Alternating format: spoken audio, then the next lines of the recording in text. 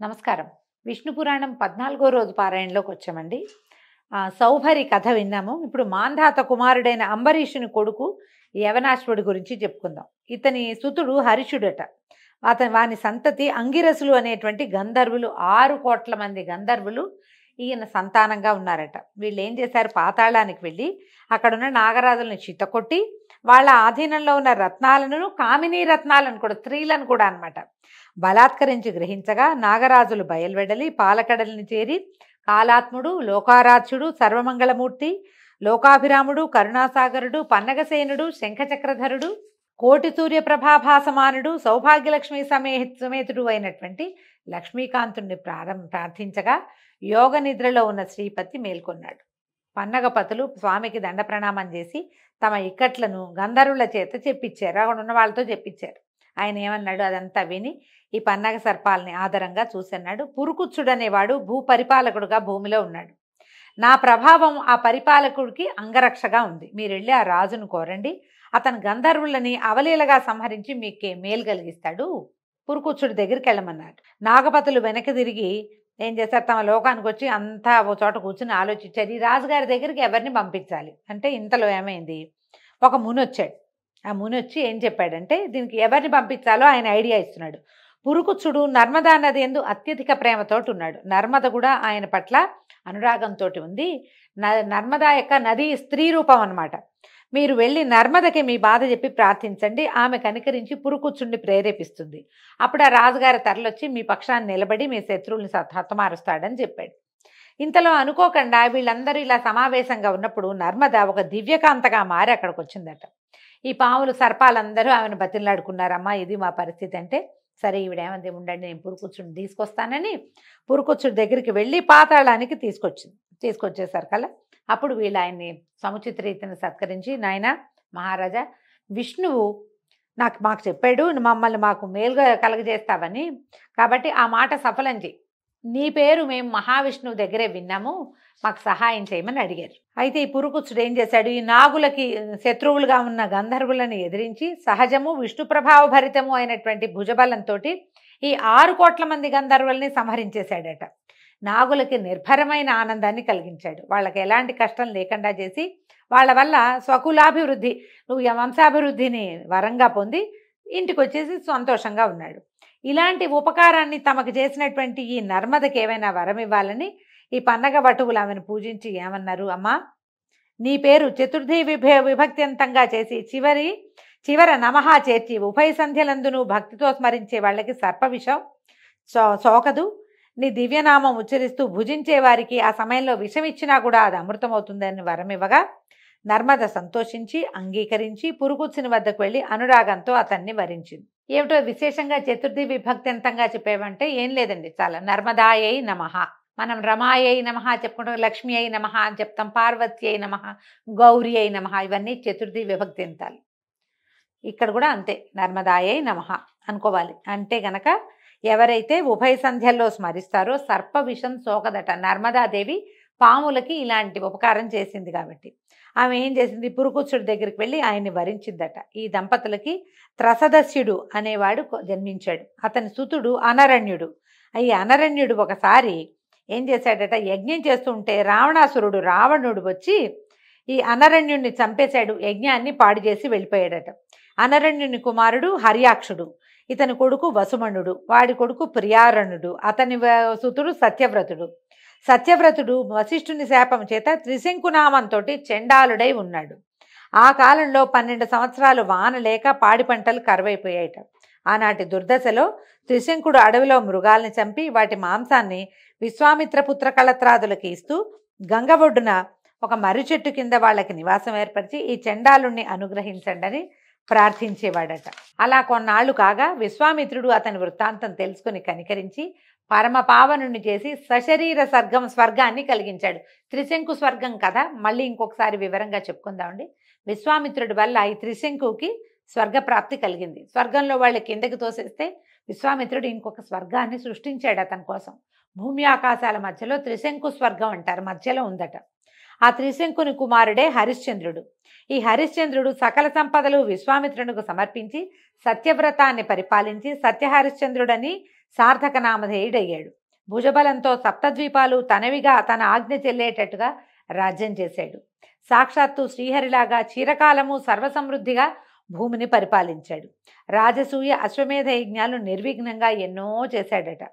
అంతమందు దేవలోకంలో ఇంద్రుని సింహాసనానికి పక్కనే దివ్య సింహాసనాసీనుడయ్యాడు. ధర్మానికి హరిశ్చంద్రుడు పురుష రూపంగా ఉన్నాడు.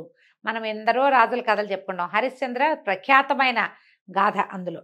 ఈ హరిశ్చంద్రుని కుమారుడు లోహితాశ్వుడు, అతని కొడుకు హరిషుడు, హరిషుని కొడుకు చంచుడు, వాని కొడుకులు విజయుడు వసుదేవుడు అని ఇద్దరు. విజయుని కొడుకు రురుడు, అతని కొడుకు వృకుడు, వాని తనయువు బాహుడు. బాహుడు రాజ్యపాలన చేస్తుండగా హైహైలు ఆకస్మికంగా వచ్చి రాజ్యం ఆక్రమించుకోగా బాహుడు చేసేదేం లేక భార్యా సమేతుడై ఔర్వ మహాముని ఆశ్రమానికి వెళ్ళిపోయాడు. అయితే అతని భార్య నిండు గర్భిణిగా ఉందట. ఒకనాడు ఆ ఇల్లాలకి ఏంటంటే కష్టం వచ్చింది. ఒక భార్య తాలూకు సవిత అంటే రెండో భార్య. ఆవిడకి ఏమనిపించేది, తనకి సంతతి లేదనే విచారము, సవతికి సంతతి కలుగుతుందనే కోపము ఏకం కాగా ఈ విషం పెట్టిందట. సవితికి విషం పెట్టేసరికల్లా ఆ గర్భం స్తంభించిపోయి ఉండిపోయిందట. అలా 7 సంవత్సరాలు అయింది. 7 సంవత్సరాలు అయిన తర్వాత ఈ బాహుడు పరలోక గతుడయ్యాడు. గర్భం అట్లాగే ఉండిపోయిందట.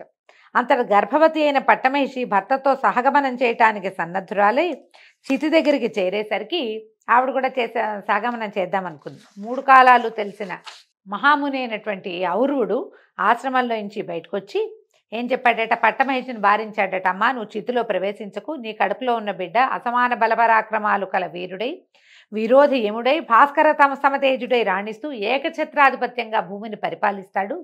ఎన్నో యజ్ఞాలు దేవతలకు నరులకు సంతుష్టిగా చేస్తాడమ్మా. చక్రవర్తి అవుతాడు. బలిష్ఠులైన కొడుకులు మిక్కిలిగా కలవాడవుతాడు. ఈ సాహసాన్ని విడిచి ధైర్యంగా ఉండు అని చెప్పాడు. చెప్పేసరికల్లా ఈవిడేం చేసింది, ధైర్యంగా ఉండి భర్తకి పరలోక క్రియలు చేయవలసినవన్నీ చేసేసి ముని ఆశ్రమంలోనే ఉన్నది. అయితే కొన్ని దినాలకి గరముతో కొడుకుని కన్నది. ఆ విషంతో అలా బిగుసుకుపోయి ఉన్న పిండం మెల్లిగా శిశువుగా మారింది. అప్పుడు ఆ విషంతో కుమారుడు జన్మించాడట ఆమెకి. అయితే ఔర్వుడు అనే మహర్షి ఆ పిల్లవాడికి సగరుడు అంటే గరము అంటే గరళము తెలుసు కదా మనకి. గరళం అంటే విషం, గరము అన్నా కూడా విషమే. సగరుడు అని పేరు పెట్టాడట.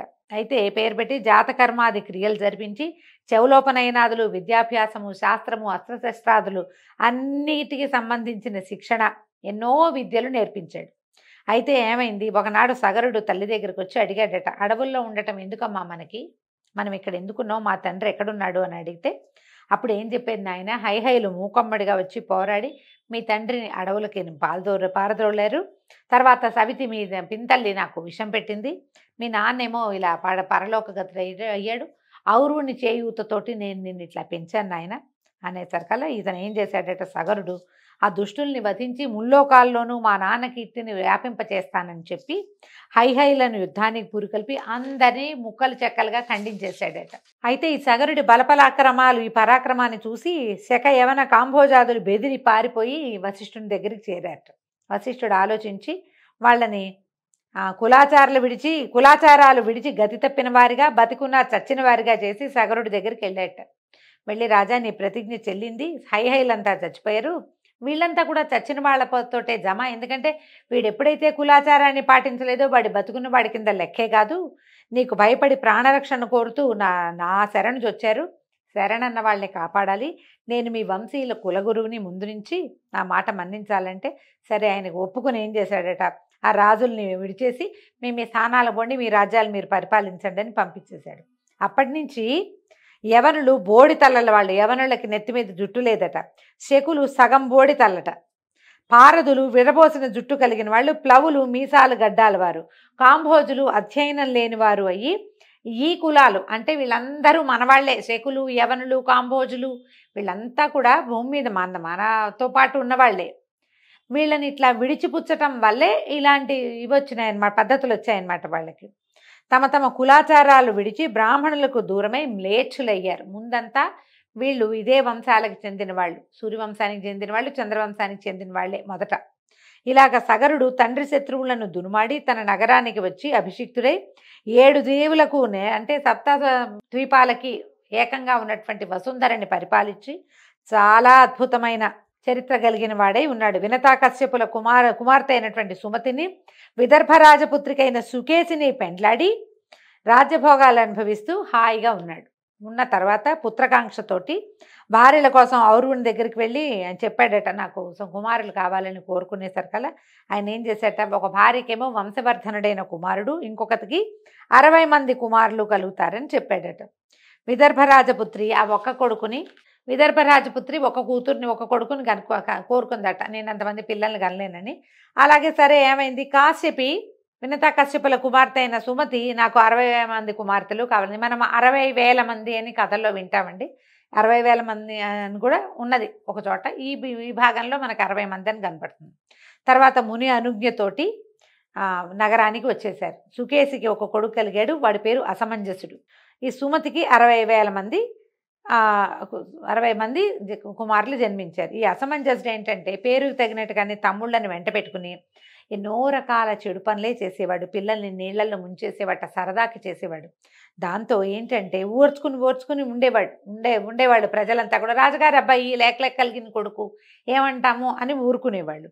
అయితే అతను అసమంజసుడు యువకుడయ్యాక కూడా అతని దుర్మార్గం, చిన్నతనంలో బాల్యచేష్టలు కాదు, పెద్దవాడయ్యాక కూడా అలాగే క్రూరమైన దుర్మార్గమైన విపరీతమైన ప్రవర్తన కలిగి ఉండేవాడు.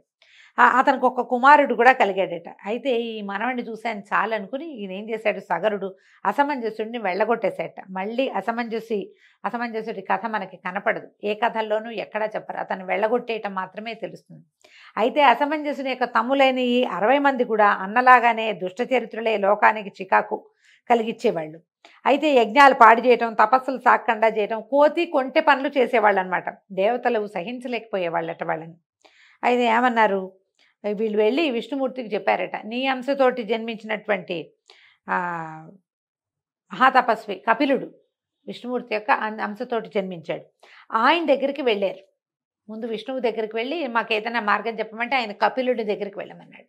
కపిలుడి దగ్గరికి వెళ్ళి ఇలాగా సగరుని కొడుకుల దుష్ప్రవర్తన, వాళ్ళు ఎట్లా ప్రవర్తిస్తారు, యజ్ఞయాగాదులు ఎట్లా పాడు చేస్తున్నారు, దేవతల అంశభాగాల్ని రానివ్వకుండా ఎట్లా చేస్తున్నారు చెప్పాము. నువ్వు పద్మాక్షుడివి, భగవంతుని అంశతోటి జన్మించిన వాడివి కాబట్టి వీళ్ళ ఆటలు ఇట్లాగే సాగనిస్తే క్రమంగా యజ్ఞవ్యాగం అనేది నశించిపోతే మేమేం చేయాలి, ఈ కథ ఫినిష్ చేసేద్దాం. అయితే ఇట్లా చెప్పేసరికల్లా కపిల మహాముని ఆయన తపస్సు చేసుకుంటున్నాడు. ఆయన ఏమన్నాడంటే, ఒకసారి పాపం పండితే వాళ్ళని మనం ఎవ్వరు ఏమీ చేయక్కర్లా, వాళ్ళ పాపానికి వాళ్ళే నాశనం అయిపోతారు. వాళ్ళు చేసినటువంటి పాప పుణ్యకర్మల ఫలితం వాళ్ళు అనుభవిస్తారు. కాబట్టి అచిరకాలంలో పాపకర్మలైన సగరనందనులు రూపుమాసిపోతారు, మీరు బాధపడకుండా వెళ్ళండి, వాళ్ళ కాలం సమీపిస్తోందని చెప్పి పంపించేశాడు. ఇంతలో ఏమైందట, సగరుడు ఇలా పిల్లలు విపరీత ప్రవర్తన కలిగి ఉన్నారు, వీళ్ళకి ఏదైనా సరైన పని పెట్టాలని అశ్వమేధ యాగం చేయటానికి దీక్ష పూని అశ్వ రక్షణ కోసం తన కుమారులను నియోగించారట. ఈ 60 మంది లేదా 60,000 మంది గుర్రం వెనకాల ప్రయాణం చేశారు. కొంత దూరం వెళ్ళిన తర్వాత ఏమైంది, దేవదూత ఒకడు వీళ్ళని మోసం చేసి యజ్ఞాశ్వాన్ని భూమి యొక్క వివరంలోంచి ఒక బిలంలోంచి లోపలికి మళ్లించి నాగలోకంలో తపస్సు చేస్తున్న కపిల మహాముని ఆశ్రమంలో ఆయనకు ఎదురుగుండా ఉన్న ఒక చోట కట్టేసి వెళ్ళిపోయాడు. ఇంతలో సగరనందనులు తేరుకున్నారు. యజ్ఞాశ్వం మాయమైపోయిందని వెతికి గుర్రం కనపడకపోవడంతో భూమి మీద 4 చెరగులా వెతికి చివరికి భూమిని తవ్వి లోపలికి ప్రవేశించి పాతాళంలోకి వెళ్ళిపోయి కపిల మహాముని ఉన్న చోట అక్కడ యాగాశ్వాన్ని చూశారు. అసాధారణ దీక్షతో కళ్ళు మూసుకుని తపస్సు చేసిన మహాముని చూశారు.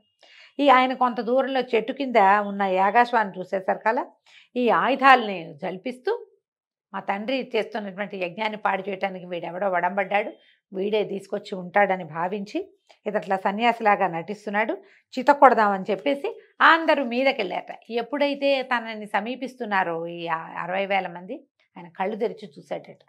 కళ్ళు తెరిచిన మరుక్షణం ఏమైంది, కళ్ళలోంచి నిప్పురవ్వలు వచ్చేసి మొత్తం ఈ 60,000 మంది బూడిదైపోయారు.